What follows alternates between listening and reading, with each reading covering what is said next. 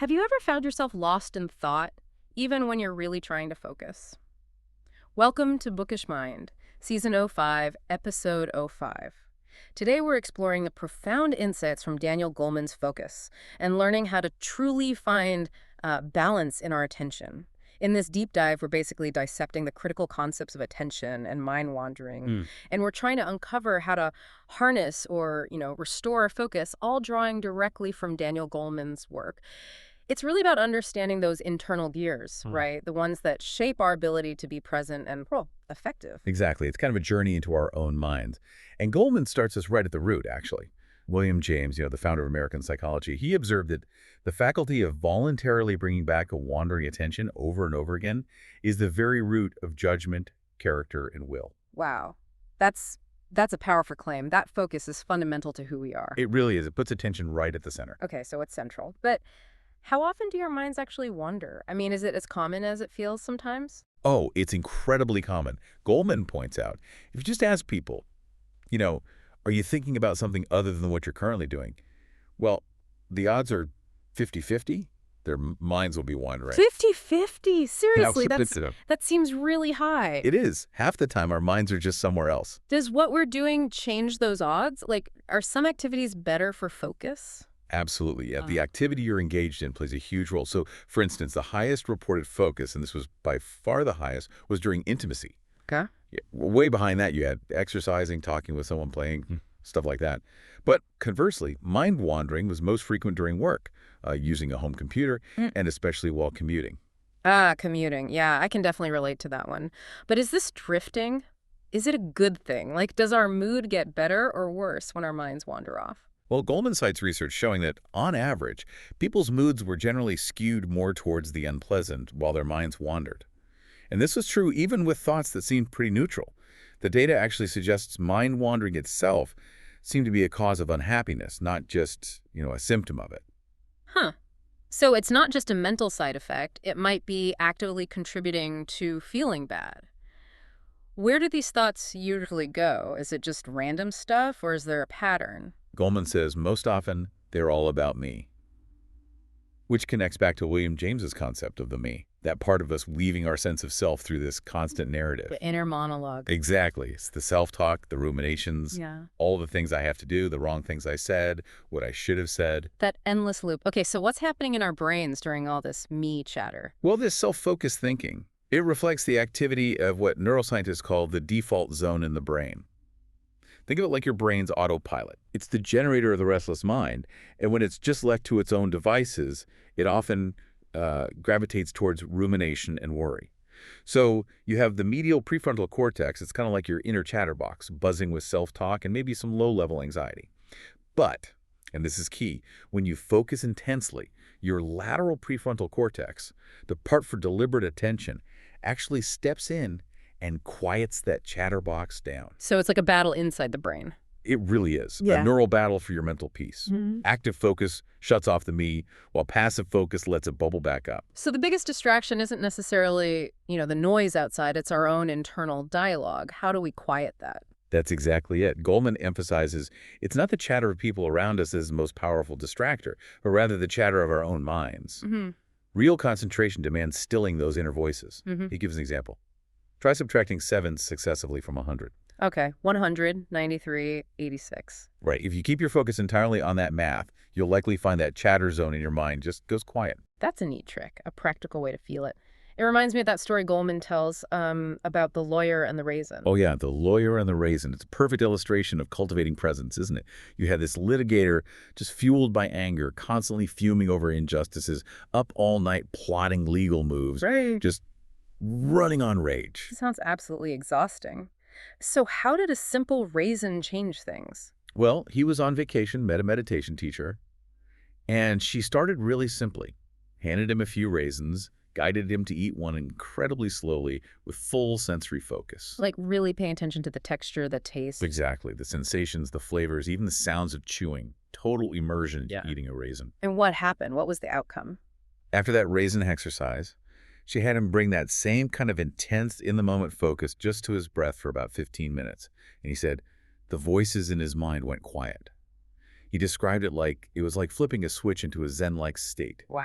He felt such a profound calm that he actually made it a daily habit. That's incredible. And it's amazing how that simple act, that presence, it connects directly to the neuroscience, right? It really does. Brain scans taken during mindfulness practice, like what the lawyer did, they show it literally quiets the brain circuits for me focused mental chatter. Mm-hmm. The neuroscientist Richard Davidson explains that when we achieve absorption, that total focus on an activity, we're essentially deactivating those default circuits that generate mind wandering. So when you're truly absorbed, that inner noise just kind of fades out. Precisely. Yeah. Davidson puts it bluntly, you can't ruminate about yourself while you're absorbed in a challenging task. Mm-hmm. This is why Goleman suggests some people are drawn to really intense, even dangerous sports like mountain climbing. That level of focus brings a deep sense of peace. Interesting. The downside, of course, is that once the intense activity stops, the worries can often creep back in. Right. So the trick is maintaining that sense of being here and now. I remember Goleman mentioning Aldous Huxley's novel Island, where the parrots were trained to chirp, "Here and now, boys, here and now." Yeah, it's a great image. A poignant reminder that animals, they pretty much live only in the present moment. A cat, a dog, a horse, they're completely tuned into their immediate environment. But we humans are different. We have this unique capacity for situation-independent thought. Yeah. We can think about the past or worry about the future. Exactly. And that's both our superpower, maybe, and also sometimes a real source of woe. It creates this fascinating paradox, doesn't it? Many spiritual traditions see mind wandering as a source of suffering, like Huxley's parrots imply. But evolutionary psychologists see it as this huge cognitive leap, absolutely essential for things like planning, imagination, complex problem solving, everything that makes us uniquely human. So both views have a point. They do. Our ability to mentally decouple from our immediate senses, to mull over things not right in front of us, that's a radical shift. No other species can really do that with the same power or frequency. Okay, so this ability to mentally time travel, while crucial, it clearly comes with costs. Like, how does it impact something basic, like just reading and understanding something? Well, the more our mind wanders, the less we actually register what's happening right now. Goleman mentions a study where volunteers read Jane Austen's Sense and Sensibility. Yeah. Researchers tracked their eye movements. Erratic eye movements were a strong signal of extensive mindless reading. Basically, their eyes were scanning the page, but their mind was completely somewhere else. They weren't taking it in. So perception kind of shuts down when the mind drifts off. That partial tuning out must have real-world consequences beyond just missing a plot point in a novel. Oh, definitely. There was another study Goleman cites looking at about 1,000 drivers who were injured in accidents. Around half of them said their mind was wandering just before the incident happened. Wow, that's sobering. It is. And it happens more in boring or routine situations, which frees the mind up to wander. Since daydreaming basically competes for neural energy with task focus and sensory perception, Goleman says there's small wonder that as we daydream, we make more errors in anything that requires us to pay focused attention. Okay, so if it's so common and it has these costs, why is it so darn hard to just catch ourselves doing it and snap back? That's the tricky part. Goleman explains that the very brain circuits we need to catch our mind as it wanders are recruited into the neural web that sets the mind adrift in the first place. So the tools we need are busy doing the wandering. Pretty much. They're tied up managing the random thoughts. So often when we're lost in thought, we don't even realize our mind has drifted. However, and this is important, simply noticing that your mind has wandered, that moment of realization marks a crucial shift in brain activity. This is called meta-awareness, being aware of your own mental state. And developing it actually weakens the grip of mind wandering. Brain imaging shows it lessens the activity in those distracting default circuits. So the act of noticing itself is powerful. That's really interesting. It makes me wonder then, is something like ADD, attentional deficit, is it always a deficit? Or could it sometimes be just a different style of focusing that might have even been useful evolutionarily speaking? That's a really key insight Goleman explores.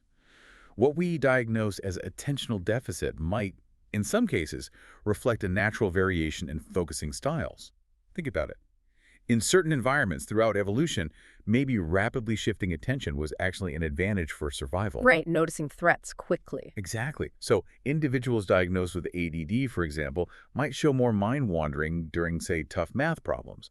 But Goleman points out they can have keen focus, fully absorbed in the activity at hand when conditions are right for them, maybe an art studio, a basketball court, or even a fast-paced environment like a stock exchange. Context really, really matters for focus. So, not always a deficit, maybe just a different calibration. That leads us to another concept Goleman talks about, achieving an even keel, like a state of open awareness. He uses that museum Oh, analogy. yes, the MoMA analogy. Right. A curator displayed two ordinary vacuum cleaners like high art, spotlighted in glass cases. Naturally, everyone's attention went straight to them. Meanwhile, there was a similar, perfectly functional vacuum cleaner just sitting unnoticed in the lobby shadows. Okay. The insight Goleman draws is, our attention need not be at the mercy of how the world around us gets framed. We can choose to observe the vacuum cleaner in the shadow as much as the one in the spotlight. We can direct our awareness. So, we have agency over where our attention lands. How does he define this even keel state then? He describes it as a mental mode, where we simply notice whatever comes into awareness without getting caught up or swept away by any particular thing. Everything flows through. Think about waiting in a long, slow line. Instead of fixating on your irritation at the slow customer, you could choose to just notice the background music in the store, or the feeling of your feet on the floor. You just observe without reacting strongly. So, it helps us avoid getting hooked by emotions, no more fuming about that slow driver long after they're gone. Exactly. Goleman says there are no emotional hijacks in open awareness, just the richness of the moment. It allows you to take things in without the usual reactive filter. And this capacity, this open awareness, can actually be measured. There's a test where people watch a stream of letters and have to spot occasional numbers mixed in, like S, K, O, E, 4, R, T, 2, H, P. Okay, I see. Many people get so focused on spotting the first number that they completely miss the second one shortly after. Their attention sort of blinks. But people with strong open focus tend to register both numbers. Interesting. What are the broader benefits then of cultivating this kind of open focus? Well, people with stronger open focus tend to notice more about their surroundings, picking up more details even in busy places like an airport. And it applies to our inner life too. You become more aware of subtle feelings, sensations, thoughts, memories, without getting stuck on any one thing. Richard Davidson describes it as, the capacity to remain with your attention open in a panoramic awareness lets you attend with equanimity without getting caught in a bottom-up capture that ensnares the mind in judging and reactivity. Equanimity. That's a good word for it. It is. And crucially, Goleman notes, it decreases mind wandering. But the goal isn't to eliminate mind wandering entirely. It's to be better able to engage in mind wandering when you want to and not otherwise. Intentional wandering, you could say. Right. Choosing when to let the mind drift creatively versus when you need to lock in. That sounds ideal. Yeah. But let's face it, the modern world throws so much at us constantly. News alerts, emails, social media pings. Goleman calls it the new normal information overload. That's got to take a toll on our focus. Oh, it definitely does. All that input creates this constant low-level neural buzz, this tension. Just selecting one thing to focus on requires actively inhibiting all those other potential focuses. Yeah. Our brains are constantly fighting off distractions, and that takes real cognitive effort. So it's tiring for the brain. Exactly. Tightly focused attention, Goleman says, gets fatigued, much like an overworked muscle. And the signs are familiar, right? A drop in effectiveness, you get more easily distracted, maybe more irritable. That's often because the brain's main fuel for focus, glucose, is getting depleted. Cognitive exhaustion. So our brains literally get tired and run low on energy for focusing. What's the fix? What's the antidote for this attention fatigue? Well, the solution for mental fatigue is pretty much the same as for physical fatigue. Yeah. Rest.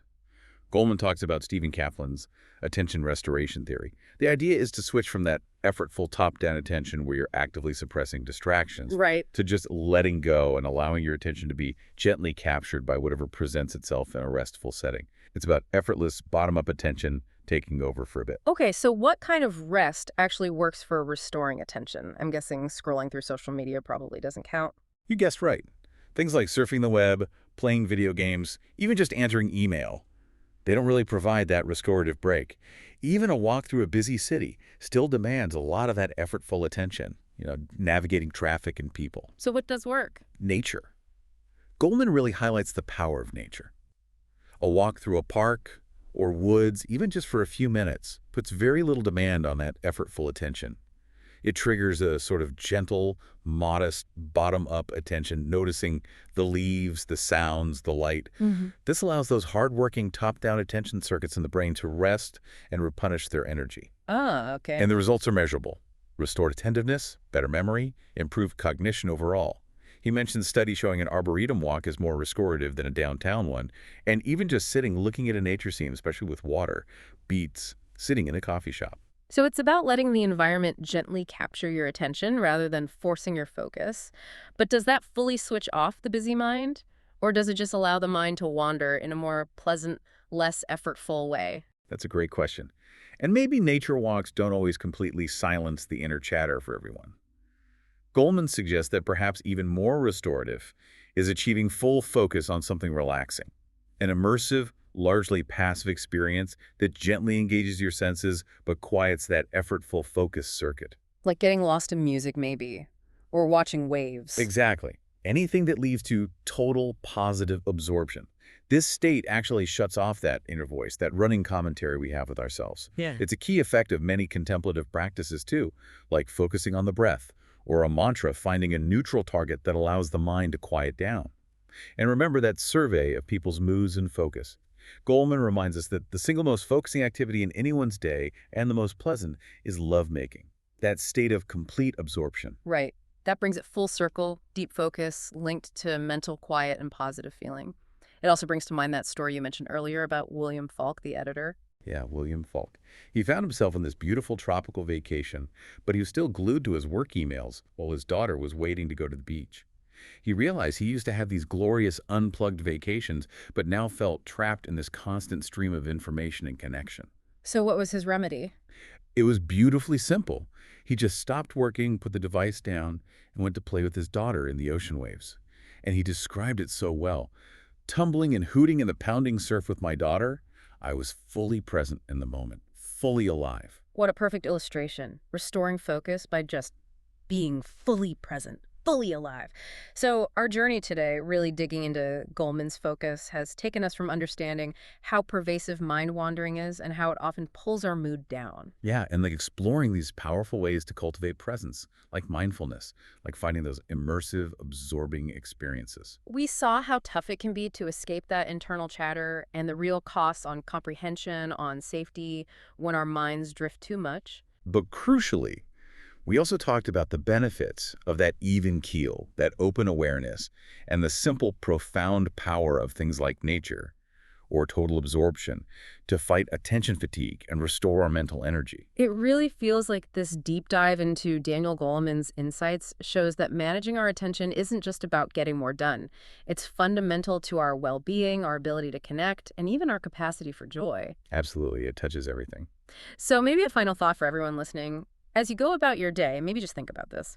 What small conscious shift could you make in your attention right now or later today that could bring just a moment of peace or maybe a surge of clarity into your day?